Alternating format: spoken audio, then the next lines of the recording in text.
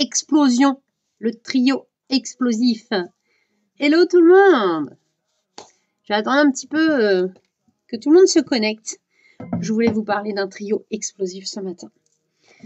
Autour de la gestion du poids, etc. etc. Alors j'attends 2 petites minutes. Je vais boire un coup.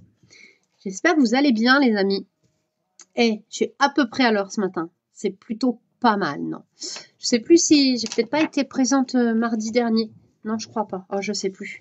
C'était un peu la course là ces derniers temps avec blessure de mon loulou et tout. Et du coup, voilà, je voulais remettre ça un petit peu en ordre. Alors, ça arrive gentiment. On va commencer. Et puis vous arriverez au fur et à mesure, vous poserez vos questions au fur et à mesure. Même si vous êtes en replay, posez vos questions, j'y répondrai petit à petit, d'accord, quand ça arrivera. Aujourd'hui, je voulais vous parler d'un sujet qui est récurrent dans mes consultations. Il ne se passe pas une semaine sans que j'ai au moins 2 personnes qui me parlent de tout ça. Prise alimentaire émotionnelle, fatigue, hormones. Ok ? Je crois que non, j'ai même 5 personnes par semaine qui m'en parlent. C'est un trio qui est détonnant et qui fait cercle vicieux et boule de neige. C'est pour ça que je voudrais m'attarder un petit peu dessus aujourd'hui. Par où on peut le prendre? Je sais pas trop. On va le prendre en parlant de nous, mesdames, si vous voulez bien. Ok, parce que j'ai une majorité de patientes de toute façon. Je suis spécialisée dans la prise en charge de la femme hypersensible et débordée. Pour ceux qui ne me connaissent pas, pardon, j'ai oublié de rappeler. Donc moi, c'est Céline, je suis diététicienne psychocomportementale, coach sportif, coach santé, thérapeute en thérapie comportementale et cognitive et en thérapie d'acceptation et d'engagement. Tout ça. Et conseillère spécialisée en micronutrition. Tout ça, ça fait plein de choses. Alors souvent, on se dit la carte du restaurant, il y a plein de choses et tout, ça va être le bazar. Non, c'est plein de choses qui viennent se compléter pour que je puisse être spécialisée dans la prise en charge de la femme hypersensible et débordée, qui a un problème avec son image corporelle et qui a un problème avec l'alimentation, ok ? Avec ou sans besoin de perte de poids. Ça, c'est complètement à part parce que j'ai envie de dire la perte de poids, elle vient bien sûr que 95% des patients viennent me voir parce qu'ils veulent perdre du poids.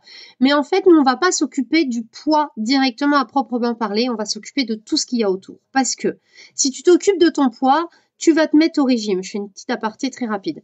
Tu vas te mettre au régime, tu vas te mettre en lutte et tu vas réenclencher le cercle vicieux dans lequel tu es tombé depuis longtemps. Les régimes, tout le monde les a testés, tout le monde a essayé, tout le monde a réussi sur le court terme et il n'y a que 5% dans le monde de personnes qui réussissent à être au régime toute leur vie. Mais avec quelle contrepartie? Ok, moi j'ai une patiente dans tout, ça fait maintenant depuis 2018 que je suis diététicienne, j'ai une patiente qui a été au régime toute sa vie, qui a eu le corps de ses rêves toute sa vie, sauf qu'elle est arrivée chez moi en pleurs à 76 ans, j'en parle souvent, parce qu'en fait elle avait été en lutte toute sa vie et qu'elle m'a dit, ce sont ses mots, Céline, qu'est-ce qu'elle m'a dit exactement? Céline, je suis passée à côté des petits plaisirs de la vie.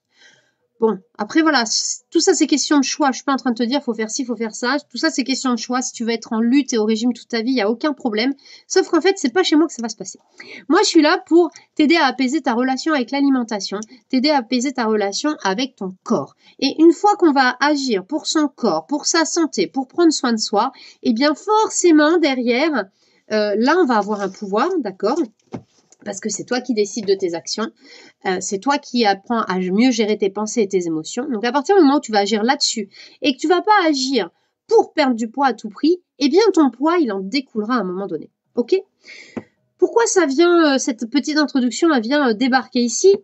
Parce qu'aujourd'hui, si tu es en lutte, première chose, si tu es en lutte, eh bien tu vas générer du stress dans ton corps. Du stress excessif égale sécrétion de cortisol. Sécrétion de cortisol, blocage de la perte de poids, pour faire simple. Sécrétion de cortisol influence la sécrétion d'insuline. L'insuline est une hormone qui va stocker, amener du stockage. Sécrétion de cortisol et d'insuline dérégulée égale dérégulation au niveau de la leptine et de la gréline. D'accord ? Ça, c'est quelque chose qu'on a discuté l'autre fois déjà sur la fatigue, le sommeil et le stress. Ce trio. D'accord ? Donc déjà, tu vois que là, Si tes hormones de la faim et de la satiété, elles sont pourries, que ton hormone de l'insuline, du stockage, elle est pourrie et que du coup, tu n'as plus de sensibilité à ça et qu'elle vient se déréguler, c'est pourri. Le cortisol qui est élevé, c'est pourri. Tout ça, c'est des hormones qui vont favoriser déjà la prise de poids. Ok, donc tu seras en lutte. Ensuite, je voudrais faire un petit lien avec les hormones féminines. Eh ouais, parce que ça, c'est pareil. Les hormones féminines, elles viennent foutre un peu la zizanie, t'as remarqué, dans ton cycle, des périodes. Moi, j'ai beaucoup de patientes, alors elles les identifient pas toutes, mais elles me disent « Oh là là, quand j'ai mes règles, mais j'ai trop faim. » Et du coup, je craque. Ok. Remettons les choses dans l'ordre d'un point de vue un peu comment je peux prendre le pouvoir pour ça, là-dessus. Je vais prendre un petit peu de recul et je vais me dire « Ok, j'ai plus faim. » Qu'est-ce que ça veut dire? Si je suis en mode je prends soin de moi, j'écoute mon corps, ben en fait c'est simplement un signal. C'est comme si j'avais roulé plus vite sur l'autoroute. Et ouais, parce que quand tu as tes règles, et ben le corps il a besoin de plus d'énergie déjà physiologiquement. Donc si ça tu l'acceptes, que tu dis j'ai roulé plus vite, faudra que j'aille à la station essence plus rapidement que prévu, eh bien en fait tu vas pas perdre le contrôle, tu vas pas aller grignoter, tu vas peut-être simplement ajuster tes prises alimentaires. Tu vas faire un repas un petit peu plus copieux pour répondre à ta faim et tu vas faire peut-être un goûter un petit peu plus copieux. Eh oui, parce que spoiler alerte, le goûter il est indispensable si tu veux gérer ton poids. Et surtout en période de règles. Parce que là, encore plus, c'est le meilleur moyen de déraper. Si tu ne donnes pas à manger à ton corps alors qu'il en a absolument besoin, tu vas déréguler ton insuline, tu vas sécréter du stress, du cortisol, etc. Tu vas niquer ta régulation de gréline et de leptine. Ça va être la merdouille, ok? Donc, premier tip que je peux te donner, fais un vrai goûter. Écoute ta faim, je sais qu'il y a une autre part de toi qui va avoir peur. Ok? Mais aujourd'hui, qu'est-ce qui est le mieux? Faire un vrai goûter que tu vas avoir décidé où tu vas manger un morceau de pain avec une tranche de jambon et puis un fruit, par exemple, parce que oui, un vrai goûter, c'est 3 choses, d'accord? Ou est-ce que tu te dis non, j'ai pas faim, je veux pas, il faut pas, et que quand tu rentres chez toi, tu fais comme 90% de la population et comme moi la première, tu ouvres le frigo, le placard et tu défonces tout. Et oui, moi, si je goûte pas, je nique mon placard et mon frigo. C'est une catastrophe. Ça m'est arrivé encore hier soir, entre guillemets, où il était 20h. Mon chéri, il était encore en train de bosser. J'avais trop faim. J'avais fait un goûter, mais j'avais fait un goûter qu'à 16h. Il était 20h. Donc là, j'avais faim. J'avais passé une grosse journée. Eh ben, je me suis dit quoi? Parce que je me suis chopée là sur le coup en train de couper mon chorizo, de préparer mon repas et de manger un bout de chorizo, en train de faire ça, de manger ça. Là, j'ai dit Céline, stop. Prépare-toi un petit truc, même si tu manges dans 30 ou 45 minutes. Prépare-toi un truc parce que là, tu vas tout défoncer. J'ai fait stop. Et j'ai regardé et je me suis servi un petit truc à manger et je me suis pris mon temps pour manger et après, ça allait beaucoup mieux. Donc, acceptons, mesdames, que notre cycle... Alors, j'ai pris des petites notes parce que justement, je les ai pas... C'est pas des choses qu'on va déblatérer comme ça, c'est du cours, etc. Mais pour t'aider, je vais te donner un petit peu des idées par rapport aux hormones féminines, comment ça évolue. Et tu vas me dire si ça correspond un petit peu à ça. En règle générale, quand tu es autour de ton ovulation, tu as dû l'embarquer, c'est zen. Parce que tes œstrogènes, ils sont élevés. Et tes œstrogènes, ils améliorent la sensibilité à l'insuline. D'accord? Donc, il y a moins de sécrétion d'insuline. Il y a une meilleure gestion de la glycémie. Et du coup, il y a moins de fringales. Donc ça, c'est plutôt chouette. Par contre, autour de la ménopause, la périménopause et en phase prémenstruelle, le corps a plus de besoins. Le corps est fatigué. Et en plus, les œstrogènes baissent.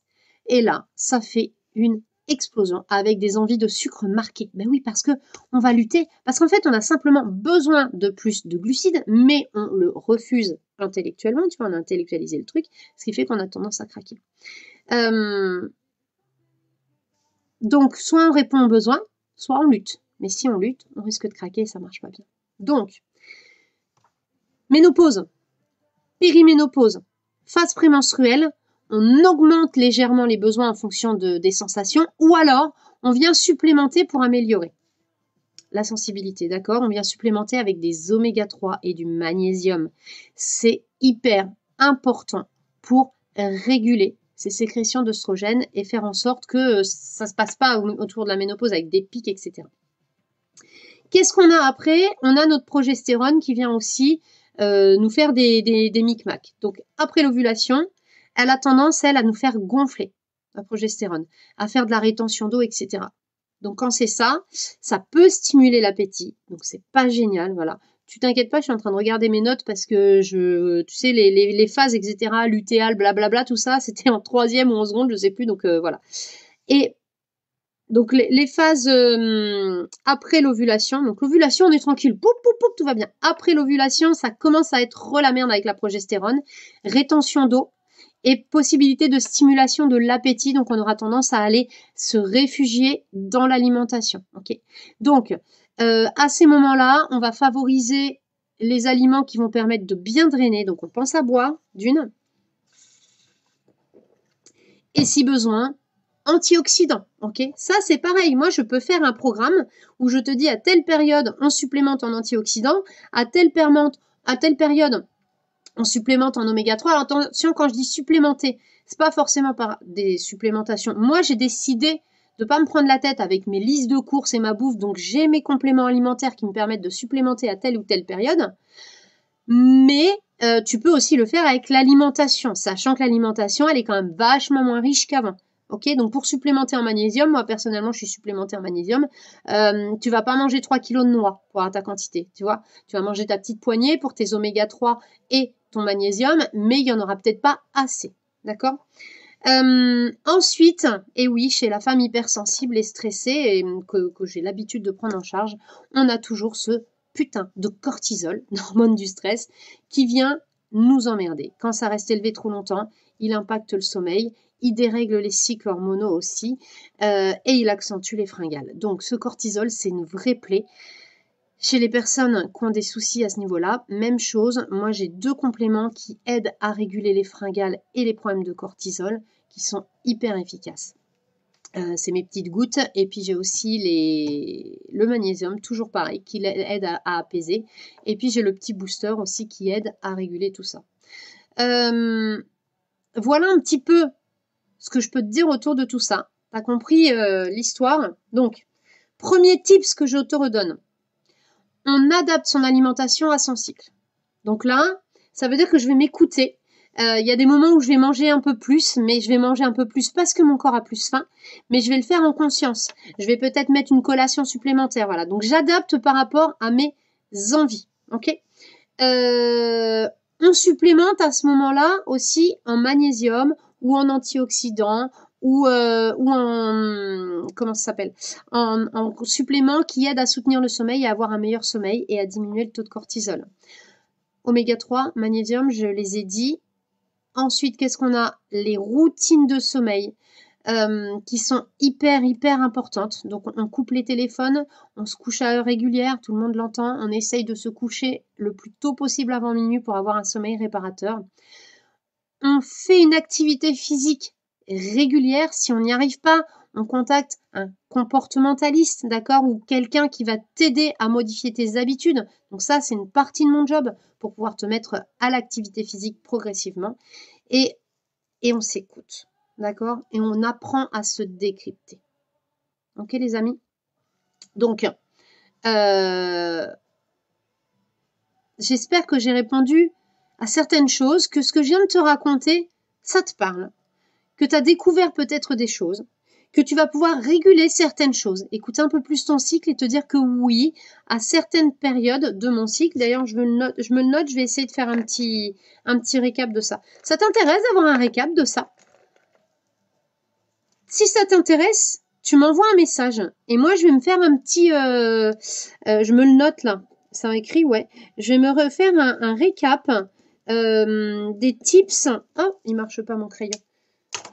Hop là, un récap, une fiche récap des tips, hop, selon le cycle, de comment ajuster mon alimentation. Donc alimentation et complément. Yes, ça t'intéresse d'avoir ça? Si ça t'intéresse d'avoir ça, tu m'envoies un petit message et puis je te l'envoie. Ok? Qu'est-ce que t'en penses? On fait ça? Allez, je te coupe là et puis je vais préparer ça tout de suite parce que je pense que ça peut intéresser beaucoup d'entre vous. Sur ce, je vous fais plein de bisous. Prenez soin de vous et n'hésitez pas, ne restez pas tout seul dans votre coin, il y a plein de solutions.